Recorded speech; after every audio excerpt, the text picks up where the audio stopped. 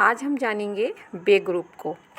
बे group में 5 letter होते हैं। बे, इसके नीचे एक नुक्ता होता है। बे के नीचे एक नुक्ता होता है, इसको हम कहते हैं बे।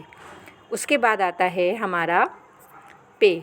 पे के नीचे होते हैं 3 नुक्ते। पे के नीचे होते हैं 3 नुक्ते, इसको हम कहते हैं पे। उसके बाद आता है ते। ते के ऊपर होते हैं 2 नुक्ते, इसको हम कहते हैं ते। उसके बाद हमारा आता है टे।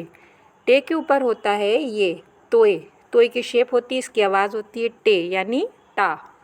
उसके बाद से आता है। से के ऊपर 3 नुक्ते होते हैं, इसको हम कहते हैं से यानी हिंदी का सा। तो टोटल बे ग्रुप में हमारे 5 लेटर्स होते हैं। कौन कौन से होते हैं? बे, पे, ते, टे और से।